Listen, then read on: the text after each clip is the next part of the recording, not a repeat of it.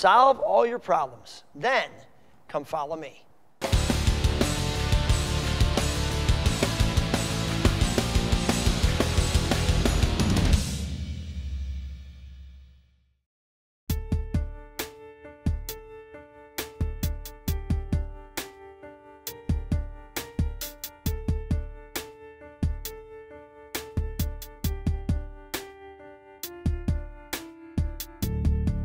So many things in life can be described as full or empty.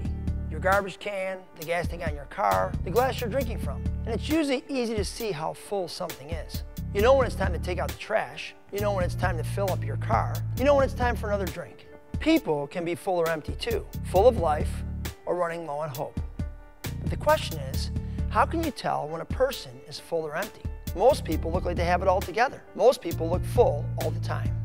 The truth is, most of us pretend. Why is that? What keeps us from just being who we are, no matter how broken? When someone asks you how you're doing, what is it inside you that tells you to hold back and say, I'm doing fine? When the truth is, you're hurting, you're struggling, and you need some help. Growing up, my family had a lot of traditions. One of those was on Christmas Eve. We would always eat a big meal, and then we'd head to the midnight service at the local church. I remember this one year when I was like 16 years old especially, because we were getting ready for church, getting ready to head to the service, and a giant fight broke out in the basement between my brother and my sister. It was over some silly Christmas present that my sister thought my brother had lost. So I went downstairs and I intervened and tried to break them up, and pretty soon my sister's screaming at me. My mom hears all the screaming, she comes running downstairs and starts screaming at all of us, and then I start screaming back at her, which brings my dad downstairs. He comes down and starts screaming at all of us that we're not going to talk to our mother that way. In the meantime, my dad gets so mad at my little brother that he throws him up the stairs. My sister runs out the door and my mom has to go after her to bring her back to the house. Within an hour, we walked calmly into the Christmas Eve service, dressed in our best clothes, with smiles on our faces.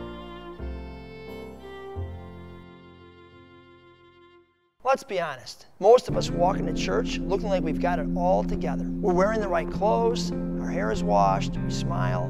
We say all the right things to all the right people. But how often do we really feel as good as we look? For some reason, we've created this false perfection inside the church walls. The idea that if you're right with God, then you must have the rest of your life together too. Like if you admit you just missed a mortgage payment, you're struggling with depression, or you just got in a huge fight with your parents or your kids, you don't belong there anymore. Maybe that's because our churches put so much emphasis on the appearance of perfection. We use the right flowers, colors, banners, candles, or slideshow backgrounds to set the right mood. The pastor wears the right clothes and does his hair the right way. We find the right worship leader or music director to play the right style of music on the right instruments. I even read about one church who figured out the mathematical formula for the fabric colors in the chairs in their sanctuary so that it would always look full, no matter how empty it was. We are obsessed with perfection. Is that really what church is all about? Did Jesus ever say, solve all your problems, cure yourself of sin and struggle and hurt and pain and sadness,